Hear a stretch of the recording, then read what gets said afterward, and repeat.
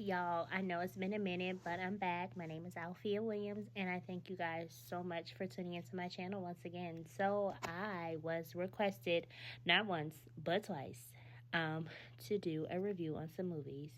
And I've been watching movies, been resting in between there. But the two movies that I did watch, I want to do a review on.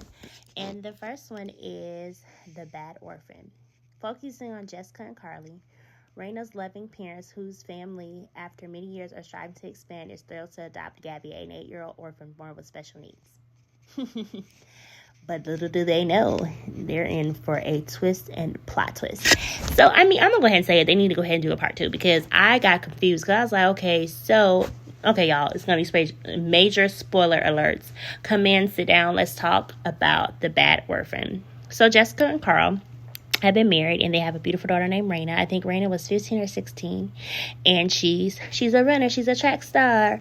If you know that song, that's my favorite song. I like the remix. But she's a runner. She's a track star. She's doing the doggone things, got trophies, and she's in high school, and her parents decide to adopt. They have been trying to adopt for a while, but they've been trying to adopt an infant. But of course, if you guys have ever heard like the adoption process, and I've seen people that have adopted and then the things they have to go through, because of my best friend, her name is Jessie Dolbeck. I haven't heard from her in years since I left Florida. She moved and went to Massachusetts.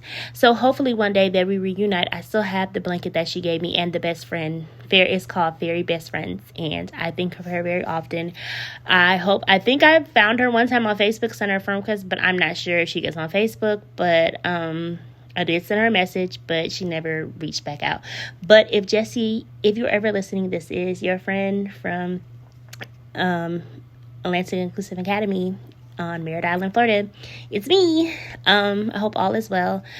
But let's get back into The Bad Orphan. So Gabby is a young girl. I think she's a young girl, but turns out we find out how old Gabby really is. She had been lying, and just a whole bunch of stuff Gabby had been doing. And in the movie, we find out that it could be somebody else doing it. So it was kind of confusing because Gabby was actually a little older than 8 years old, and Carl and Jessica wanted to adopt a little infant, but it didn't go through, and they had been trying it for a year. So they was like, there's another young girl that needs a home, and she's 8 and she has special needs. She is a midget, but I think they call it dwarfism. I'm sorry, I'm not trying to offend anybody with the wrong type of information. So they end up taking her home, and Gabby feels as though she has to compete with her older sister Raina. And her and Raina kind of, at first they were kind of doing good, and they kind of bump heads, and then like they kind of did get it towards the end.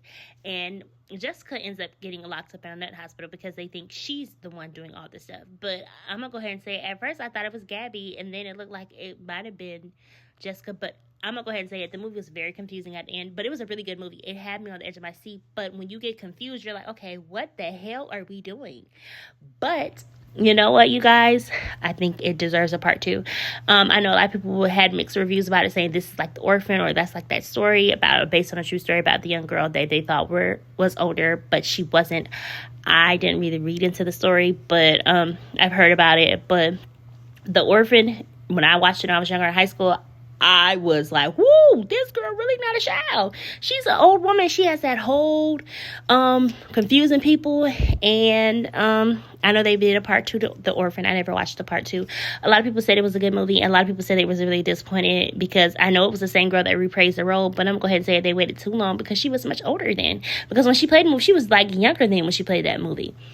And she's much older now. So I'm not sure how old she is now, but I know she is much older than what she was when she played the original Orphan. So yes, The Bad Orphan is a must-see. It is a new Lifetime movie, and I hope you guys enjoyed it. What did you think about it? Like, share, comment, subscribe.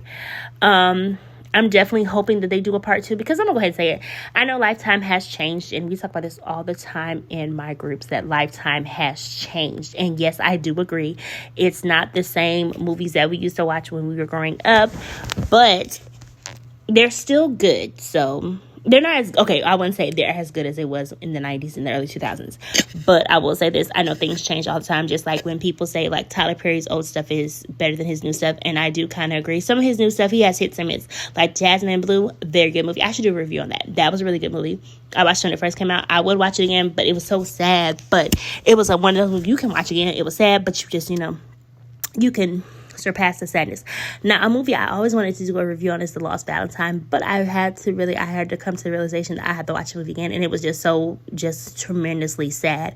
I would definitely do a review on it, but as much as I can remember, it comes on not Lifetime, Hallmark all the time. It's a really deep movie, but The Bad Orphan was a good movie. Lifetime is stepping their game up with certain movies, and I'm really proud of them, and I'm so happy that I got to watch the movie, and I enjoyed it, and I hope you guys did too. And I know I heard a lot of mixed reviews about it, but I'm gonna go ahead and say people can give one movie you may think is good, a lot of people may not think good. A movie that I think that is bad, you may think is good. That's why I'm gonna go ahead and say it. You can listen to people's reviews, but go ahead and watch it yourself, and you be the judge of it. But I definitely want to do another one, and I have another one coming up. But The Bad Orphan was a 10 out of 10. No, I'll give it a 9.5 because at the end it kind of was confusing to me, and I was like, okay, definitely need a part 2. So hurry up, don't wait, do a part 2 because I definitely. And I am so happy to see the guy that played Carl. If you guys know, his name is Mark Taylor. In real life, big fan of him. I've been a big fan since 17 again. Man, my young self was like, oh, he is so fine. He is still fine. He is much older now, but Mark Taylor is doing a good thing. I seen him recently in a movie that came out in 2020, A Christmas Tree Grown in Colorado. That was good. Tempted by Danger.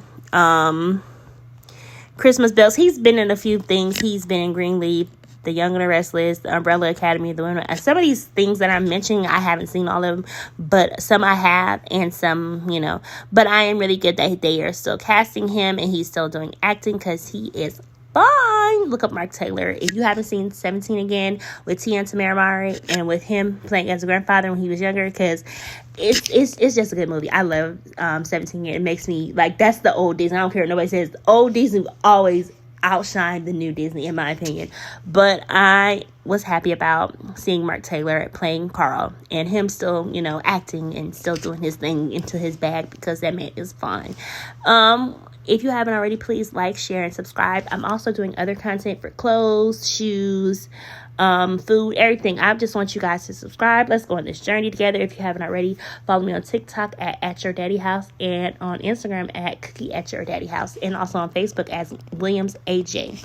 I actually changed my name on Facebook because I actually had somebody try to copy me and then join my groups, and I guess try to take them from me, but you can't take something that is mine. But also, thank you guys for letting me be in your home and just listening to my reviews, and I appreciate it. And you guys have a wonderful afternoon, and I will be up with the next review. All right, thanks.